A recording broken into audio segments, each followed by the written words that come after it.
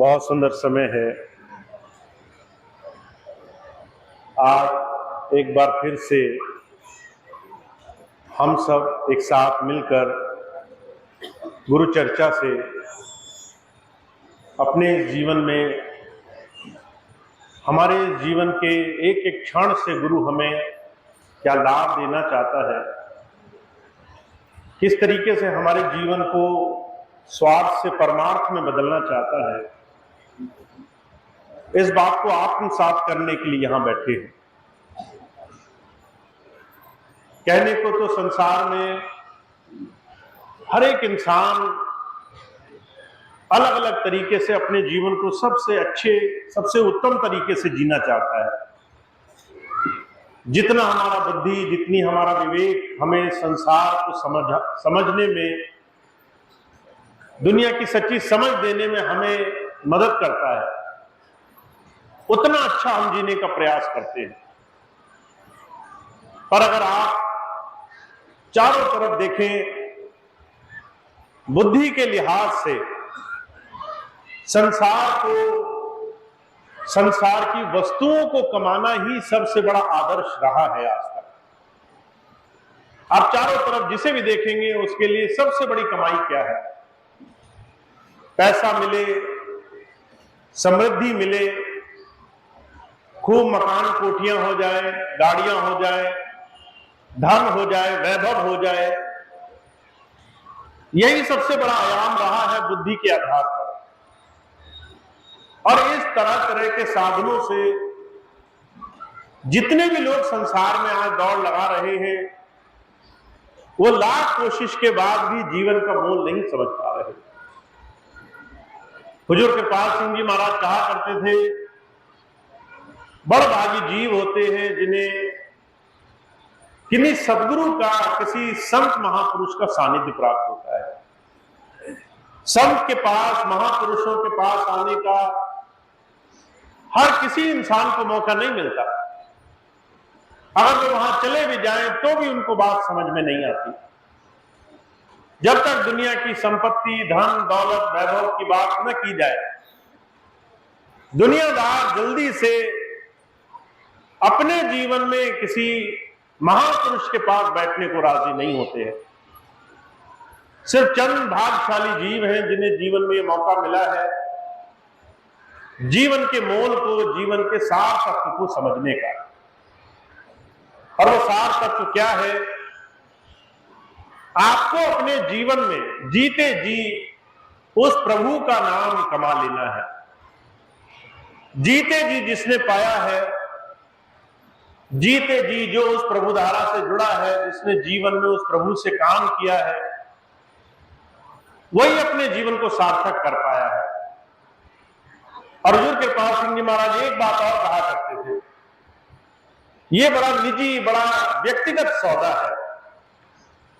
गुरु से प्रेम करना, उस प्रभु से जुड़ने का रास्ता बड़ा निजी काम है। इसको आप सामूहिक रूप में कभी नहीं कर पाओगे। आपकी भक्ति की जिम्मेदारी आपकी है। आपके जीवन में आप जब तक खुद मन इंद्रियों के, विषय भोगों के, मन मत के, दुनिया के स्वार्थ मत से ऊपर नहीं उठे हो, तब तक दुनिया में कोई भी इंसान आपकी संगत से लाभ नहीं उठा सकता। जब तक आपका ही जीवन नहीं बदला है, आप दूसरे के जीवन में प्रभाव नहीं डाल सकते। इसलिए महाराज जी कहा करते थे, गुरु से जुड़ना बहुत व्यक्तिगत काम है। आप जब गुरु के पास जाते हो, आप चाहे सारे दुनिया के भले की मांग करो, पर पहले आपको अपना भला करना पड़ेगा। पहले आपको अपने जीवन पर नजर रखनी पड़ेगी। और क्या आज गवाह है, हमारे इतिहास में जितने भी ऐसे भक्त हुए जिन्होंने अपने जीवन में उस प्रभु से जुड़ने का सौभाग्य पाया, उन्होंने सबसे पहले अपना प्रेम गुरु चरणों में जोड़ा है। पहले स्वयं जुड़े हैं। पहले स्वयं गुरु से जुड़ना क्या होता है, इस भेद को उन्होंने समझा है। तो आज दिवाली के इस पावन अवसर पर जब सारा समाज, हर एक हिंदू भाई बहन दिवाली को बड़े गर्व से, बहुत हर्षोल्लास से मना रहे हैं। हमें समझने की आवश्यकता है हर एक साधन में संतों महापुरुषों ने किस भक्ति के जरिए को, किस जुड़ने के काम को सबसे ऊपर रखा है। हम और आप जितना भी इन पर्वों को मनाते हैं उतना ही ज्यादा हमारे जीवन में अलग अलग तरीकों से संदेश महापुरुषों ने, रास्ते, तरह तरह के साधन जुटा करके हमारे सामने रखे हैं। स्वामी जी महाराज कहा करते थे, जब उन्होंने वेदों का भाष्य किया, वेदों का भाष्य करके एक बार जब स्वामी जी विदेश यात्रा पर गए तो कोई एक विद्वान उनसे आकर मिले, कहने लगे हमने हिंदुओं के वेद, धर्म, शास्त्र, तरह तरह के हिंदुओं की वाणियों का जितना भी ज्ञान पाया उसके बाद तो हमें बड़ी हंसी आती है। वो स्वामी जी से कहने लगे आपके वेदों में तो 33 करोड़ देवी देवता बताए गए हैं। अगर एक इंसान भगवान को याद करे और उसकी प्रार्थना से खुश होकर भगवान आ भी जाए, 33 करोड़ अगर भगवान के स्वरूप आ जाएंगे तो बताओ, जो याद कर रहा है, जो भक्त है, उसकी पुकार तो क्या ही सुनी जाएगी। भगवान ही इतने सारे होंगे, वही आपस में लड़ मर के मर जाएंगे। बड़े हंसे, उपहास उड़ाया, कहने लगे ये भी कोई धर्म है। हिंदू धर्म में तो जिसे देखो उसे भगवान मान लेते हैं। स्वामी जी कहने लगे तुमने वेद पढ़ा है, शास्त्र पढ़े हैं, खुद उनका स्वाध्याय किया है। कहने लगे मैंने नहीं पढ़े। बहुत से विद्वान ऐसे जो उनका व्याख्यान करते हैं, उनकी बातों का तर्क बताता हूं। स्वामी जी कहने लगे महापुरुषों का, ऋषि मुनियों का, ज्ञानियों का जो सार है वो जब आप दुनियावी दृष्टि से पढ़ोगे तो कुछ और अर्थ मालूम पड़ेगा, जब आध्यात्मिक दृष्टि से देखोगे तो कुछ और अर्थ मालूम पड़ेगा। जितने लोगों ने अनुवाद किए हैं मन बुद्धि के आधार पर किए हैं, अपनी सहूलियत के आधार पर किए हैं, जिसको जो आसान लगा वैसा परमात्मा की भक्ति को बना लिया। और उस परमात्मा की भक्ति का एक सबसे विकृत रूप क्या है, क्योंकि हम अंदर उस परमात्मा को नहीं जानते, उससे जुड़ने का तरीका नहीं जानते, हमने उस परमात्मा को बाहर बना लिया, उसके बाहर रूप बना लिए, तरह तरह के देवी देवता बना लिए। सनातन में प्रकृति के हर एक रूप को उस परमात्मा की शक्ति माना गया है। सूर्य देवता, चंद्र देवता, वायु देवता, अग्नि देवता, जितनी भी शक्तियां हैं सब देवता है। स्वामी जी कहने लगे सूर्य देवता का मतलब ये नहीं जो आसमान में चमक रहा है वो सूर्य, चंद्रमा का मतलब वो नहीं जो ये सामने आपको रात को अंधेरे में दिखाई देता है वो चंद्रमा। ये उन तारों की बात नहीं की जा रही जो आप आसमानों में देख लेते हो, ये उस अग्नि की बात नहीं की जा रही जो आप जला सकते हो, उस वायु की बात नहीं की जा रही जो आप अपने शरीर पर महसूस करते हो। सनातन कभी बाहर की प्रकृति की, तरह तरह की बाहरी शक्तियों की चर्चा नहीं कर रहा है, आध्यात्म की चर्चा कर रहा है। परमात्मा का अंतर अनुभव कैसा होगा उस बात की चर्चा कर रहा है। तो स्वामी जी जिन तुम्हें 33 करोड़ देवी देवता को तुम बाहर बनाकर घूम रहे हो, जगह जगह मंदिर है, हर एक मंदिर में अलग देवता, हर एक मंदिर में अलग भगवान, हर एक जगह अलग शकल, अलग स्वरूप, अलग पूजा, अलग पद्धति। ये उन लोगों के काम हैं जिन्होंने आध्यात्म को अंतर से जानने की कोशिश नहीं करी है। धर्म को बाहर नहीं जाना जा सकता, धर्म को बाहर से नहीं समझ सकते।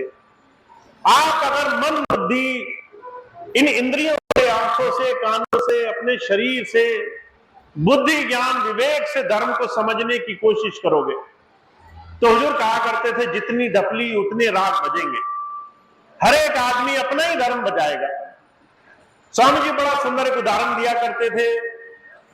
एक बार एक महावत हाथी लेकर के बाजार से गुजरा, जोर जोर से चिल्लाता हुआ रास्ते से हट जाओ, हाथी आ रहा है।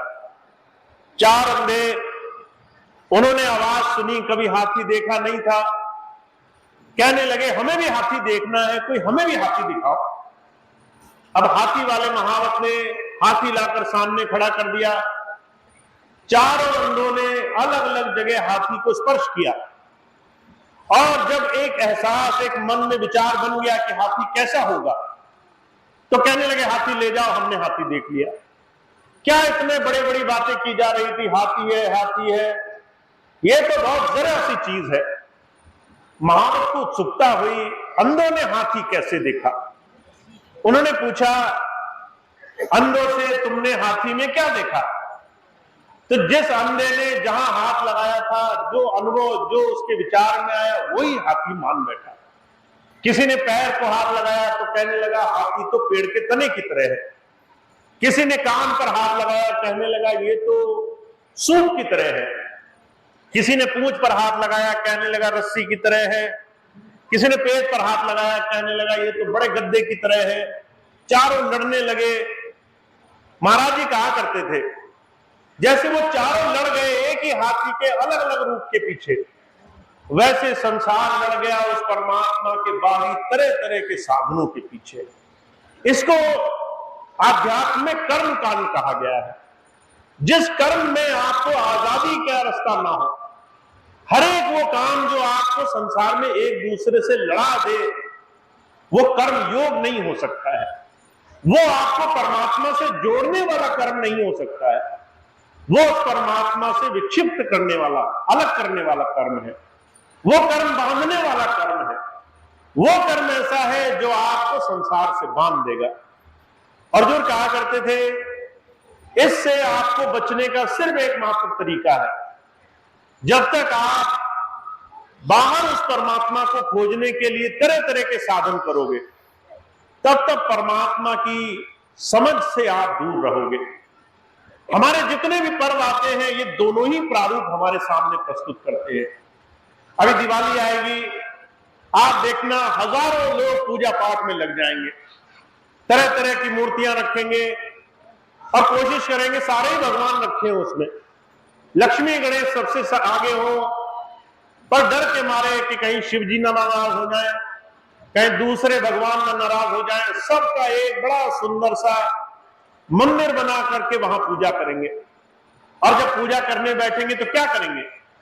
मांगना शुरू कर देंगे, हे भगवान पैसा आ जाए, हे भगवान जमीन बड़ी हो जाए, हे भगवान ये मिले वो मिले। महाराज जी कहा करते थे, विचार करके देखो, एक माता भी अगर अपने बच्चे को लायक नहीं मानती तो जो है हमेशा उसको वो तरह तरह से संसार की चीजें देती नहीं रहती, उसको सुधारने का प्रयास करती है। अगर बच्चा मां की बात न माने तो माता इतनी भी निर्दयी नहीं होती कि हर बार बच्चे को मनचाही चीजें देती रहे, बच्चे को सुधारने का प्रयास करती है। हम परमात्मा को एक तरफ कहते हैं वो शाश्वत है, हर जगह मौजूद है, सर्वज्ञ है, सब कुछ जानता है, सर्वशक्तिशाली है, वो जो है दुनिया की हर एक जगह मौजूद है, सब कुछ उसकी सामने है। दूसरी तरफ हम मानते हैं, हम जो मांग रहे हैं वो बस उतना ही देखेगा, जो हमारे दिल में है वो नहीं देखेगा, जो हमारे मन में कपट मचा हुआ है वो नहीं देखेगा। हम जब चाहे, जहां चाहे, जैसे चाहे अपना मत्था टिकाते हैं, वो ये भाव नहीं देखेगा। हुजूर कहा करते थे, जब जब हम अपने मन बुद्धि से संसार में उस परमात्मा के अलग अलग साधन जोड़ते हैं, तब तब हम उस परमात्मा से अछूते रह जाते हैं। मुझे बड़े अच्छी तरह से याद है स्वामी जी की जीवन की घटना। एक माता आई, कहने लगी स्वामी जी नाम आपसे ले लिया मैंने, आप कहते हो मोक्ष में दिलाऊंगा, मुझे पूरा विश्वास है, पर जो मेरी कुछ इच्छाएं हैं, क्या मैं उसके लिए हनुमान जी की पूजा कर लिया करूं? स्वामी जी बहुत हंसे, कहने लगे जो तुम्हें जन्म मरण के बंधन से मुक्त करा सकता है, जो तुम्हें काल से बचा सकता है, जो तुम्हें नरकों में जाने से बचा सकता है, जो तुम्हें दुनिया की सारी चीजें, दुनिया के सारे कष्टों से बचाने की शक्ति रखता है, क्या वो तुम्हारी इच्छाएं पूरी करने की शक्ति नहीं रखता? परमात्मा जब संत को संसार में भेजता है तो उसे सारी शक्तियां दे करके भेजता है, वो सारे काम करने में सक्षम है। पर इसका मतलब ये नहीं है कि वो तुम्हारे सारे काम करेगा ही। हुजूर कहा करते थे, संत आते हैं हमें उस परमात्मा के भाने में रहना सिखाना चाहते हैं। उस परमात्मा की रजा में राजी रहना सीखो, उस परमात्मा की मौज में रहना सीखो। वो परमात्मा अगर तुम्हें सुख दे रहा है तो वो सुख तुम्हारे लिए अच्छा है, पर अगर वो तुम्हें कभी दुख दे रहा है तो उस दुख से भागो मत। उस दुख से छुटकारा पाने के लिए तरह तरह के साधन मत ढूंढो। जीवन को पलटने के चक्कर में हजार अलग अलग साधन मत करो। मैं आपको अपने जीवन की घटना सुनाता हूं। पिछले दिनों एक भाई बहन मिले मुझे, कई दिन हो गए शादी के, संतान नहीं होती थी। अब संतान नहीं हो, बहुत कोशिश करके देख लिया, जब कुछ नहीं बना तो किसी ने कहा फलानी दूर जगह एक मंदिर है, वहां पर बड़ी मान्यता है, वहां जाओ अगर और मन्नत मांगो, कुछ जो है वहां पर संकल्प करो तो तुम्हारी बात पूरी हो सकती है। अब उनके मन में है बच्चा नहीं हो रहा, घर परिवार का दबाव है, चारों तरफ से लोग ताने मार रहे हैं। बच्चे के लिए बेचारे इतनी दूर गए सफर करके, वहां गए, जाकर के मन्नत मांग ली इस इच्छा में कि बच्चा हो जाए। बच्चा नहीं हुआ और कुछ दिन गुजर गए। अब एक बार अगर एक गलत दिशा में आप कदम रख दो, कर्म कांड का एक बड़ा भारी नुकसान है। एक बार अगर आप फिसल गए तो उसके बाद फिर कोई बचने का तरीका नहीं है। या तो खुद बचने की कोशिश करोगे तो भी दुनिया बचने नहीं देगी। अब वो बेचारे वापस आए, कुछ दिन और गुजरे, किसी ने कहा हम कुछ और जगह जानते हैं, वहां पर काम बनेगा। तंत्र मंत्र साधु फकीर, तरह तरह की मजारें, तरह तरह के मंदिर, तरह तरह के साधन, सब जगह लोगों ने बता दिए। अब बढ़ते क्या ना करते, एक कर चुके थे, एक के बाद दूसरा, दूसरे के बाद चौथा, धीरे धीरे सैकड़ों जगह चले गए। हर जगह मन्नत मांगा है, किसी के यहां कुछ मन्नत मांगा है, किसी के यहां कुछ मन्नत मांगा है। अब 4-5 साल बाद कुछ परमात्मा की ऐसी दया हुई, उनके घर में संतान हो गई। संतान तो हो गई, अब चिंता यह है कि किसके आशीर्वाद से हुई। इतनी जगह गए हैं, किसके आशीर्वाद से संतान हुई, किसकी मन्नत मांगी जाए, किसकी पूरी की जाए। पहले 5 साल लगे दौड़ते दौड़ते, पर अब जब संतान हो गई तो भय हो गया, अगर पूरी नहीं करी मन्नत तो जो है अनिष्ट होगा, बच्चे को दुख होगा, परेशानी होगी। कई बार जब बच्चे छोटे होते हैं तरह तरह की परेशानी लग जाती है। अभी आज सुबह मुझे एक बहन मिली, कहने लगी बच्चा जब तक 1.5 साल का था ठीक रहता था, अब जब देखो सर्दी लग जाती है, जब देखो परेशानी हो जाती है, बीमारी रहता है, न जाने किसी ने क्या कर दिया। ये भाव बड़ी जल्दी आता है हमारे मन में। उनके मन में भाव पड़ा, बच्चे बड़े बीमार रहते हैं, हमने मन्नत पूरी नहीं करी, तब से लेकर आज तक मन्नत ही पूरी करने में लगे हैं। दौड़ लगा रहे हैं, पैसा खर्च कर रहे हैं, भरते भरते पूरी जिंदगी लगेगी मन्नत पूरी करने में, पर इतनी मांग ली थी वो मन्नत पूरी नहीं होने वाली, वो काम पूरा नहीं होने वाला। हुजूर कहा करते थे कर्म कांड ऐसा ही फिसलावा है, जब आपके कर्म आपको मांगने की शक्ति रखते हैं, दुनिया में फंसाने की शक्ति रखते हैं, तो उससे आप कभी बच नहीं पाओगे। कर्म योग संत सिखाने के लिए आता है, ऐसा तरीका जिसमें आप उस प्रभु पर भरोसा करने वाले हो, उसके तरह तरह के रोग जो दुनिया में बनाए, उस कर्म कांड में आप दुनिया में फंसो नहीं, उसमें उलझो नहीं। अगर कोई मजबूर भी करे तो आप अपने गुरु को साक्षी मान करके सिर्फ उस भाव से कुछ कर लो। अभी कुछ दिन पहले बहुत से भाई बहनों ने मुझसे प्रश्न पूछा, दिवाली आ रही है, घर में बड़ा मजबूर किया जाएगा, पूजा कर लो, क्या करें। मैंने कहा गुरु जी को याद करना, अगर तुम्हें तुम्हारे गुरु जी की याद रहेगी तो फिर समाज के लिए जो भी करना पड़ जाए उसका प्रभाव नहीं पड़ेगा तुम पर। मान लीजिए घर के लोग जोर करें, तुम पूजा क्यों नहीं करते, अपने गुरु को याद करना, एक नियम मानकर कर लेना, कभी खुद उस तरह से सोचने मत लग जाना। अगर तुमने गुरु की आज्ञा मानकर किया, वो छोटे सा काम होगा भी और तुम्हारे अंदर असर भी नहीं डालेगा। अगर तुमने सोचा कि मैं भी सर मत्था झुका देता हूं, मैं भी इनसे मांग लेता हूं, वही फिसलन में फिसल जाओगे, वही तुम्हारा काम खराब हो जाएगा। बाबा सावन सिंह जी महाराज के जीवन की घटना आती है।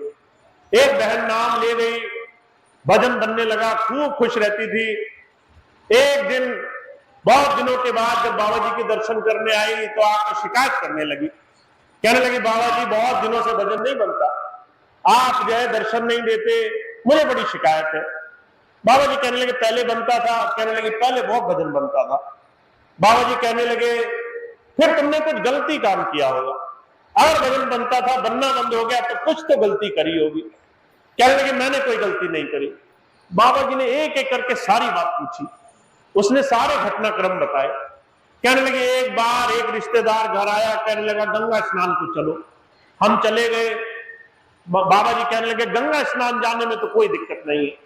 कहने लगे जब वहां गए तो सबने कहा गंगा जी हैं, इसमें स्नान करने से मन पवित्र होता है, शरीर पवित्र होता है, स्नान कर लो। बाबा जी कहने लगे स्नान करने में तो कोई परेशानी नहीं। कहने लगी जब हम स्नान करने लगे तो जो हमारे रिश्तेदार थे उन्होंने कुछ पैसे निकाले, कहने लगे गंगा जी के आगे पैर जो कुछ पैसे चढ़ा दे, दान कर दे। बाबा जी कहने लगे फिर तुमने क्या किया? कहने लगे देखा देखी मैंने भी पैसे लिए, मैंने भी पैसे चढ़ाए, हाथ जोड़ लिए। बाबा जी कहने लगे यहां तुमसे गलती हो गई। गंगा जी में नहाना बुरा नहीं है, गंगा जी तक जाना बुरा नहीं है, गंगा जी को सब कुछ मान करके उससे अपना जीवन निर्मल करने में कोई बुराई नहीं है, पर वो जड़ है, उस जड़ के आगे मत्था टिकाना वो एक चेतन के लिए बड़ी भारी भूल है। तुम सब चेतन आत्माएं हो, तुम सब परमात्मा के जीव हो, तुम सब उस परमात्मा की सबसे ऊंची कृति में मनुष्य शरीर में बैठे हुए हो। जब भी किसी के आगे सर झुकाओगे, जब भी किसी के आगे झुक करके उसे अपने से ऊपर मानकर उसको अपना इष्ट मानोगे, जब भी चेतन होकर पत्थरों में जाकर उलझोगे, तब तुम्हारे जीवन की गति उल्टी हो जाएगी। तब परमात्मा को छोड़ करके तुम जड़ में उलझ जाओगे, तब उस प्रभु को भूल करके तुम इस संसार में मन्मथ में जाओगे। तो जो कहा करते थे दिवाली हमें दो रास्ते बता रही है। पहली चीज, तरह तरह की पूजाएं होंगी, तरह तरह की विकृतियां फैलेंगी, लोग शराबें पिएंगे, लोग तरह तरह की विकृतियों में उलझेंगे, तरह तरह की जड़ पूजाओं में रहेंगे। पर अगर तुमने गुरु से नाम लिया तो गुरु को समर्थ लेकर दिल में बसा करके कोई काम करना। अगर तुम्हें दीपक जलाना भी पड़ जाए तो आंखें मूंद करके अपने गुरु को अंदर प्रार्थना करना। अगर तुम्हें किसी के कहने पर कुछ नियम पालन भी करना पड़ जाए तो ऐसा नहीं है कि वहां कट्टरपंथ अपना लेना, ऐसा नहीं है जाकर डांटने लगना, पर जो है अपने गुरु को हाजिर नाजिर मान लेना। अगर जो है तुम्हें मत्था टिकाना ही पड़ जाए, सर झुकाना ही पड़ जाए, तो सिर्फ अपने गुरु के आगे सर झुकाना, सिर्फ उसी के सामने उसी को सर्वस्व सौंपना, सिर्फ उसी के आगे सर झुकाना।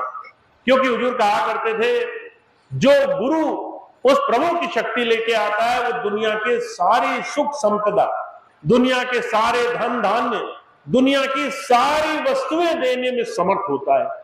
पर वो तुम्हें तुम्हारे जीवन में तुम कैसे कर्म बंधन से बचोगे, कैसे तुम कर्म जंजाल से बचोगे, कहां तुम्हें कुछ मिलेगा तो तुम बचे रहोगे, कहां कुछ मिलेगा तो तुम फंस जाओगे, इस चीज का समझ और ज्ञान दे करके हमें कुछ देता है। वो हमारे जीवन में हमें सारी चीजें, हमें दुनिया की यम और काल गति से बचाने की दृष्टि से देता है। तो एक बात आपको मन में बसानी होगी कि आपका गुरु वो सारी चीजें आपको देने में समर्थ है, और वो आपको तभी हमारे जीवन में नाम की धारा से जोड़ेगा जब हम उसको समर्थ मानकर उसे हर जगह याद रखेंगे, उसको हर जगह याद करके उसकी दिशा में बढ़ना शुरू करेंगे। तो इस दिवाली में सबसे पहली चीज, आपके कर्म ऐसे होने चाहिए जो आपको मुक्ति की तरफ ले जाएं, जो आपको बंधन में ना बांधे, जो आपको किसी दूसरे दुनिया की तमाम चीजों में सर झुकाने पे विवश ना करे। सिर्फ उस प्रभु के आगे आपका सर झुके, सिर्फ उस पर आपका भरोसा रहे। दूसरी चीज दिवाली क्या बता रही है, इस बात का भरोसा रखना कि अगर तुमने उस प्रभु में आस्था टिकाई तो तुम्हारे जीवन में जो कुछ भी होगा वो सब तुम्हारे अच्छे के लिए होगा, कुछ भी अकाज नहीं होगा। अगर तुम्हारे जीवन में आज कष्ट है तो वो भी तुम्हें अच्छाई में ले जाएगा, अगर तुम्हारे जीवन में सुख है तो वो भी तुम्हें आगे जीवन में भलाई की तरफ ले जाएगा। तो आपके जीवन में सुख और दुख दोनों ही आपको परमात्मा ने चुन चुन करके दिए। सुख इसलिए दिए कि आप उस परमात्मा का धन्यवाद दे सको, दुख इसलिए दिए कि आप जो भी कर्म बंधन का बोझ है उसे जीते जी काट सको, उसे यहीं पर हल्का कर सको, उसे यहीं गुरु की दया से यहीं अपने जीवन से उतार सको। मुझे बड़ी अच्छी तरह से घटना याद है, देहरादून का जिक्र है। एक बड़े प्रेमी स्वामी जी महाराज की सत्संगी वो बहन पिछले दिनों मिलने आई, कहने लगी भैया जी मैंने नाम लिया तो मैं बहुत छोटी थी, मेरे माता पिता स्वामी जी के पास ले जाया करते थे, मैंने सत्संग सुना, सत्संग सुन सुनकर बड़ी हुई, और जब मैंने स्वामी जी की बात सुनी तो एक बात घर कर गई कि गुरु जब किसी को अपने साथ जोड़ लेता है, जब किसी को सेवा का मौका दे देता है, जब किसी को नाम से जोड़ देता है, तो उसके बाद वो उस संसार के सारे कर्मों में उसके साथ रहता है। अगर आपके जीवन में सुख होगा तो भी गुरु जी आपके साथ रहेंगे, पर अगर आपके जीवन में विपत्ति है ना, अगर कष्ट है, परेशानी है, तो भी वो आपसे अलग नहीं है, तो भी वो आपको भूल नहीं गए, वो भी आपके साथ है, बस थोड़ा पीछे रहते हैं ताकि आप उस कर्म को सहज भाव से काट सको। कहने लगी ये बात मैंने स्वामी जी से सीखी, पर जब मेरी शादी हो गई तो मेरी शादी वो राधा स्वामी संप्रदाय के परिवार में हुई जहां पर लोग वहां से जुड़े हुए थे। मैंने सोचा सत्संगी है, उसी धारा को मानते हैं, मैं बहुत खुश हुई। स्वामी जी ने पहले भी अच्छी जगह रखा, शादी के बाद भी सत्संगियों में शादी हुई। जब शादी होकर वहां आई तो मुझे एक चीज की कमी लगी जिसके लिए मैं आपसे प्रार्थना करती हूँ। मैंने कहा क्या आपको मालूम पड़ा? कहने लगी सत्संगी तो बहुत अच्छे हैं, पर जो है जब विपत्ति आती है तब इनका विश्वास गुरु जी से डगमगा जाता है, तब ये इधर उधर भागने लग जाते हैं, तब पूजा पाठ जब तक नियम संयम व्रत उपवास जहां कोई कुछ कह दे वहां चले जाते हैं, तब इनका मन डामाडोल हो जाता है। मैं बस एक ही प्रार्थना करती हूँ, स्वामी जी जो आपने मुझे विश्वास दिया वो इनके जीवन में भी बने, विपत्ति में भी ये ना डोले।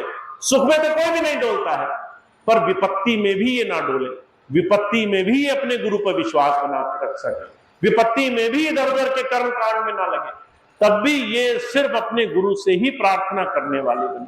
तो जब मैंने उनकी बात सुनी मुझे बड़ा अच्छा लगा कि हर एक वो सत्संगी जो गुरु से जुड़ गया है वो इस बात को समझ रहा है कि आपके जीवन में सुख और दुख दोनों ही बहुत जरूरी है।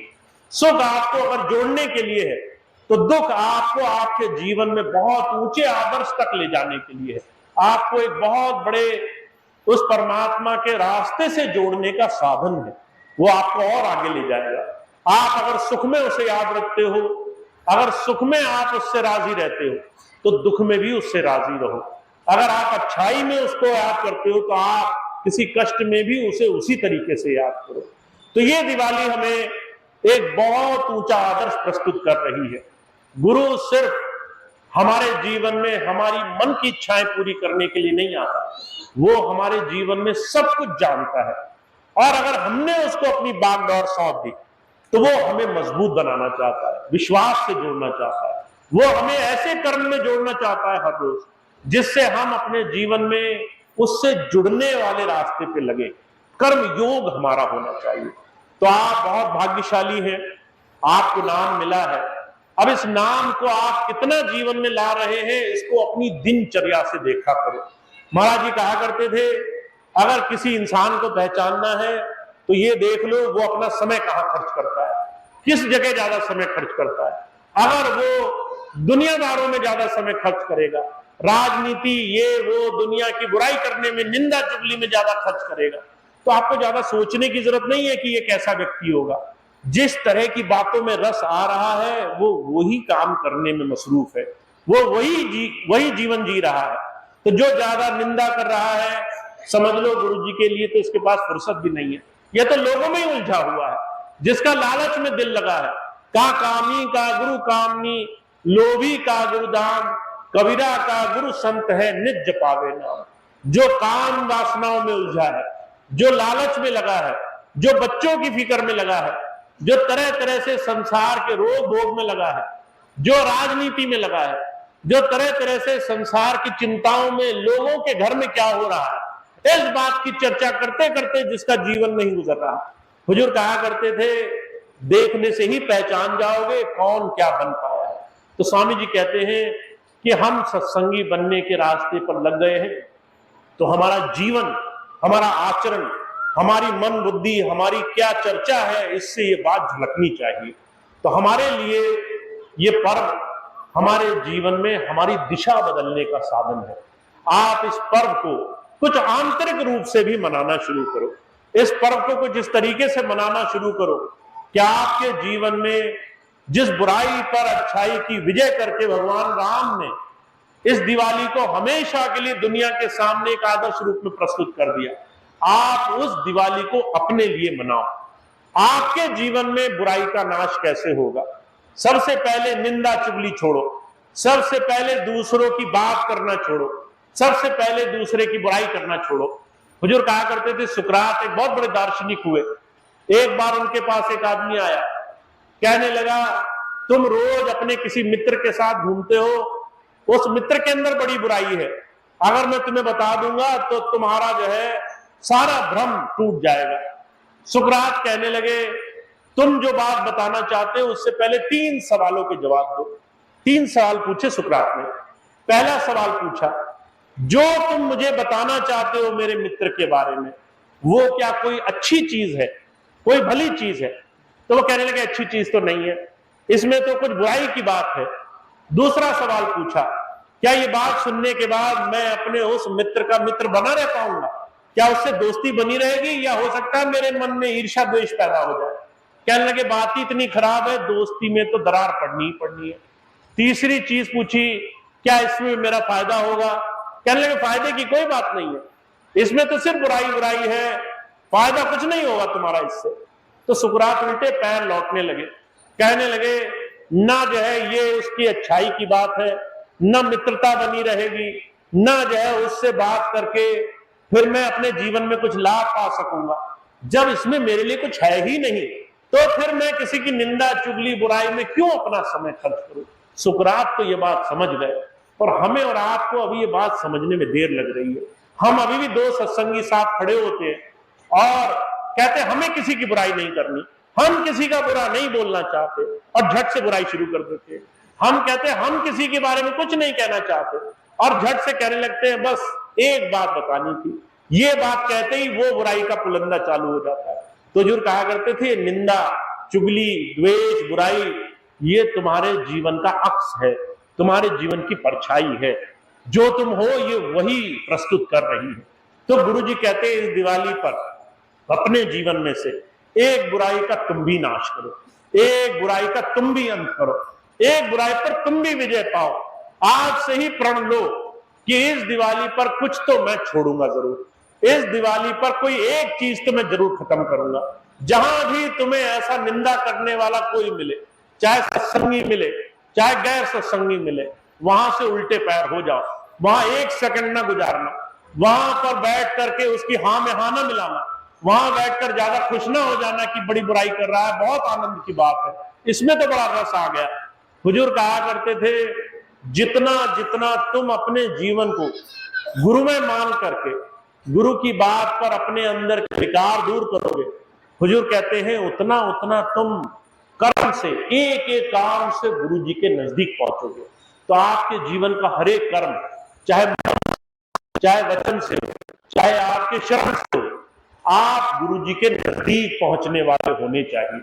और उसके लिए आपको थोड़ा सा अपना माहौल बदलना पड़ेगा, थोड़ा सा अपना परिवेश बदलना पड़ेगा, थोड़ा सा अपने चारों तरफ का माहौल गुरुमय बनाना होगा। तो जहां भी कोई किसी की बुराई करता हुआ पाया जाए, वहां से बचने की कोशिश करो, बेशर्म होके हट जाओ वहां से, चाहे वो तुमसे वो लाख बुरा कहे कि अरे इसने तो मेरी बात नहीं सुनी, ये तो मेरी बात में हाँ नहीं मिला गया, बड़ा बुरा आदमी है, पीछे हट गया, कोई फर्क नहीं पड़ता है। पर किसी की बुराई सुनकर खुश मत हो, क्योंकि ये दुनिया का सबसे बड़ा जहर है। अगर आप किसी की बुराई में रस लेने लग गए तो हुजूर कहते हैं फिर 5 चोर घुसेंगे अंदर, और जो है वो एक एक करके तुम्हें गुरु जी के साथ रहने पर भी अंदर से दीमक की तरह खोखला कर देंगे। तो हमारा जीवन बने, हमारा जीवन गुरुमय हो, ये जीवन का आदर्श होना चाहिए। तो इस दिवाली पर जहां आप बाहर दिए जलाएंगे और घर के कोने कोने से अंधेरा दूर करेंगे, वहीं आप इस दिवाली पर एक दिया अंदर भी जला लेना, एक दिया अंदर भी जला करके कुछ अपने जीवन में किसी एक चीज का हमें जरूर अपने जीवन से इस दिवाली पर त्याग करना है। एक बुराई हम संकल्प लेकर के मन से त्यागेंगे। तो ऐसा संकल्प ले, गुरु के नजदीक पहुंचे।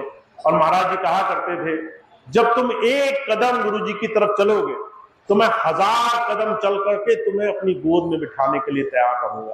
तो हम ऐसे गुरु के साथ हैं। स्वामी जी हम पर बहुत दया कर रहे हैं। हमारे जीवन में हर तरीके से सुख हो, समृद्धि हो, काम बनना हो, बड़े बड़े हमारे जीवन में काम बनने वाली चीजें हो, हर एक जगह खूब दया मेहर कर रहे हैं। पर सिर्फ गुरु को संसार की मांगों से नहीं परखना है। हमारे जीवन में काम बन गए तो गुरु जी अच्छे, और कोई एक काम नहीं बना तो गुरु जी बुरे। दुनिया की मांगों से गुरु को नहीं परखना है। गुरु को गुरु की कृपा से परखना है, और उसकी कृपा हमेशा आंतरिक होगी, हमेशा अंदर होगी। पहले तुम्हारे अंदर प्रकाश होगा, पहले तुम्हारा दिल बड़ा होगा, पहले तुम इस सारे जगत को कुटुंब की तरह देखने वाले बनोगे। कहा वसुदैव कुटुंबकम जैसी स्थिति बनेगी कि तुम सबसे प्रेम करने वाले बनोगे। कबीर साहब कहा करते थे कि जिसके अंदर गुरु प्रेम पैदा हो जाता है उसकी सबसे बड़ी निशानी क्या है?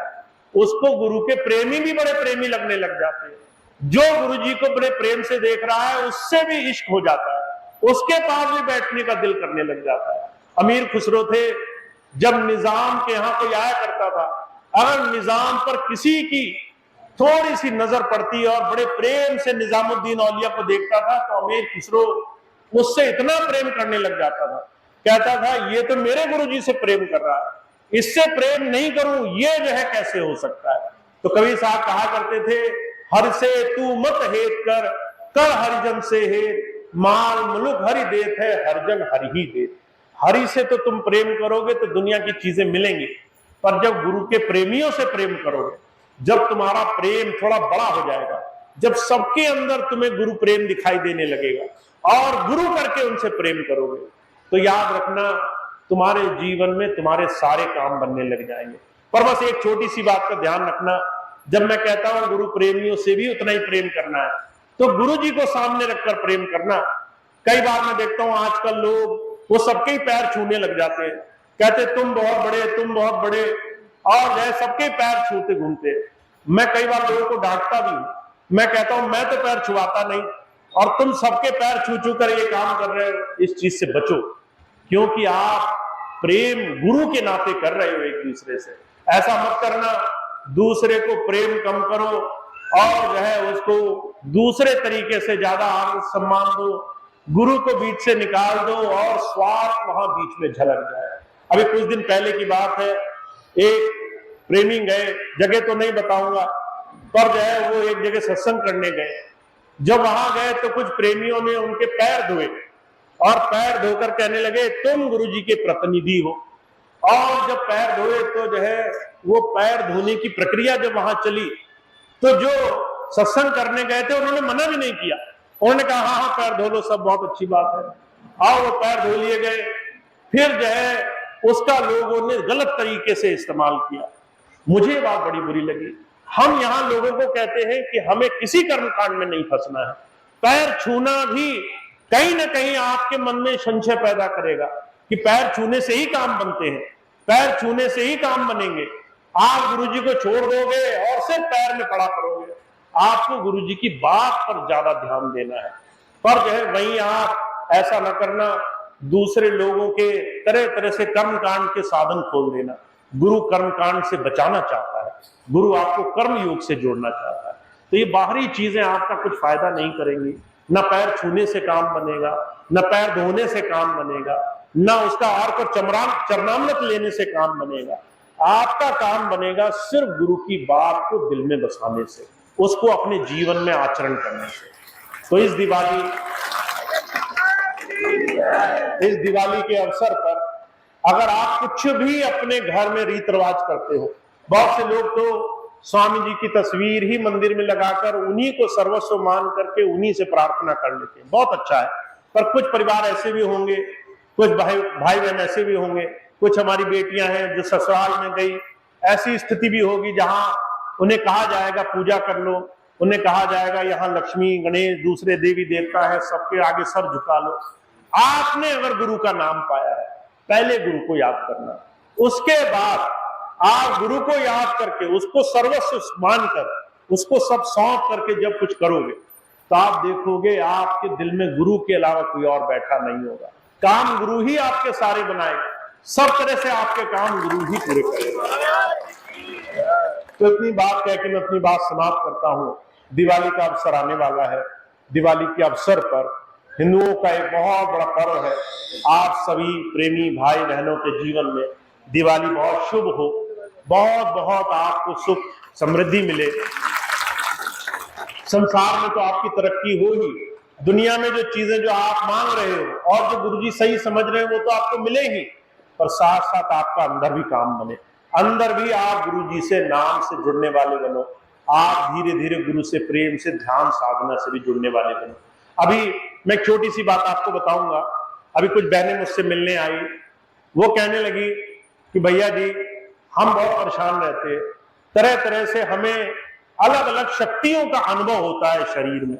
हम जो है देखते हैं कोई ऊपरी शक्ति, कोई नकारात्मक शक्ति, दैवीय शक्ति हमें महसूस होती है। हमें कई बार लगता है हमारे शरीर में, हमारे मन में, हमारी आत्मा में कोई शक्ति वो तेज से जोर मार रही है। मैंने पूछा आप नाम ले चुकी हो? कहने लगे हाँ नाम ले चुके। मैंने कहा कितनी देर भजन करती हो? 2 बार करती हो क्या, सुबह शाम? तो कहने लगी नहीं 2 बार नहीं करते। मैंने कहा शाम को थोड़ी देर बैठते। मैंने कहा जब तुम गुरुजी को समय ही नहीं दे रहे हो, जब गुरुजी का नाम लेकर तुमने आले में डाल दिया कि गुरुजी की दवाई है हमने रख ली बस, तो आप जब उसका उपयोग ही नहीं करोगे, जब नाम लोगे ही नहीं, जब पूरे 24 घंटे में तुम्हारे पास 10 मिनट नहीं निकलेंगे गुरुजी के लिए, तो बताओ भूत प्रेत आएंगे कि नहीं आएंगे? वो तो फिर पीछे पड़ेंगे ही, फिर जो है तुम्हारा नुकसान तो होगा ही, फिर तो तुम्हें दौड़ाएंगे ही, फिर बाद में ऐसे दौड़ते दौड़ते आना पड़ेगा। तो इसलिए ध्यान रखना है, अगर किसी ने गुरु के प्रेम में जीवन जीना शुरू किया है तो वो समय देगा। महाराज जी कहा करते थे तुम अपने बच्चों से प्रेम करते हो, उनके साथ खेलते हो कि नहीं खेलते?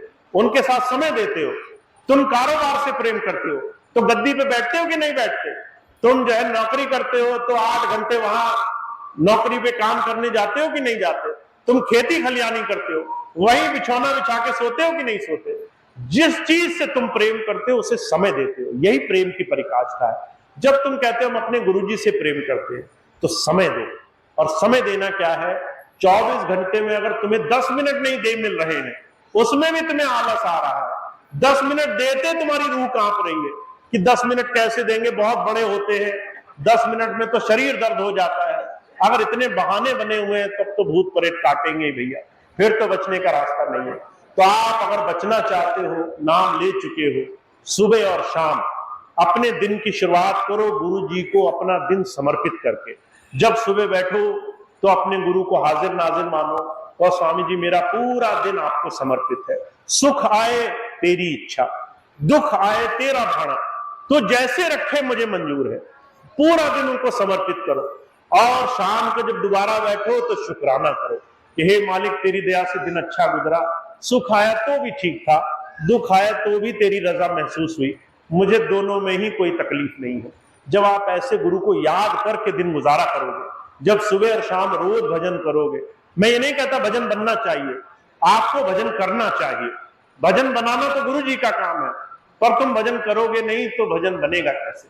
तो भजन बनाने के लिए भजन करना और भजन करने के लिए समय देना जरूरी है। तो आप रोज समय निकालिए, कोई उसमें कंजूसी नाका मत बरतिए। अगर आप, बुजुर्ग कहा करते थे गुरु तुम्हारे अंदर बैठा है, अगर तुम गुरु जी को 5 मिनट नहीं दे पा रहे हो और 24 घंटे का हिसाब उससे लेना चाहते हो तो समझ लो तुम घाटे का सौदा कर रहे हो। आज तो नहीं पता चलेगा, जब समय हाथ से निकल जाएगा तो ये चीज बहुत भारी मालूम पड़ेगी। तो इसीलिए आज एक संकल्प लेकर उठेंगे कि रोज दिन की शुरुआत करेंगे तो गुरु जी के नाम से, और जब दिन का अंत करेंगे तो उनका शुक्राना अदा करके, उनका धन्यवाद करके, हे मालिक तेरा धन्य है, दिन अच्छा गया, तेरी कृपा से सब काम अच्छा रहा। तो ऐसे हमने अपना दिन गुजारना है, जीवन गुजारना है, जिससे हम गुरु के साथ जुड़ सके। तो इस दिवाली के अवसर पर मैं आपको एक ही बात कहना चाहता हूँ, आपके जीवन में गुरु की कृपा से सारे काम बन जाएंगे, बस आपको उसको खूब याद करके जीवन में उसके ध्यान से जुड़ना है, रोज रोज उसके प्रेम प्यार से जुड़ना है। अब एक प्रार्थना होगी, उसके बाद आज का कार्यक्रम समाप्त होगा। जो भी भाई बहन नाम दीक्षा के लिए होंगे वो प्रसाद लंगर बाद में लेंगे, पहले नाम के लिए आकर बैठ जाएंगे। बाकी सभी भाई बहन लंगर प्रसाद छकेंगे। कुछ भाई बहन जो सेवा करने के इच्छुक होंगे वो सेवा जरूर करेंगे। अभी पिछले दिनों मेरे पास एक बहन जी आई, वो आया करती थी सत्संग में और आकर खड़ी हो जाया करती थी और पूरा टाइम खड़ी रह करके वो जो है ऐसे ही गुजारा करती थी। मैंने कहा एक दिन आपको सत्संग का मिलता है, अगर सत्संग के दिन में अगर आप 5 मिनट ही कुछ सेवा में लगा दो तो समझ लो आपने जो एक दिन निकाला वो पूरी तरह से सार्थक हो गया। तो लंगर प्रसाद जो वितरण करने की सेवा होगी, जो भाई बहन उसमें सेवा करना चाहते हैं वो भाई बहन जरूर सहयोग करेंगे। और जो भाई बिल्कुल सेवा नहीं करते हैं, बस आते हैं सत्संग में बैठते चले जाते हैं, मैं उनसे जरूर अनुरोध करूंगा सेवा करने में जरूर अपना थोड़ा सहयोग लिया करें। कुछ भी सेवा ले लो, आश्रम में, डेरे में, जो भी आपको ठीक लगे। आपको लगे कि भाई लंगर में जरूरत है, आपको लगे कि कहीं मुझे साफ सफाई की आवश्यकता लग रही है, आश्रम में कोई व्यवस्था होनी चाहिए, कहीं भी छोटी से छोटी सेवा अगर आप एक दिन दे रहे हो, अगर आप 5 मिनट ही सही पर सेवा में लगा दोगे तो वो दिन आपका पूरी तरह सार्थक हो जाएगा। तो लंगर प्रसाद जब वितरण हो, जो भाई बहन सेवा करना चाहते हैं उसमें सहयोग करेंगे। मुझे उम्मीद है कि लोग सभी भाई बहन सेवा में, जो बिल्कुल नहीं करते हैं वो सबसे पहले आगे आएंगे और सेवा में अपना सहयोग देने की कोशिश करेंगे।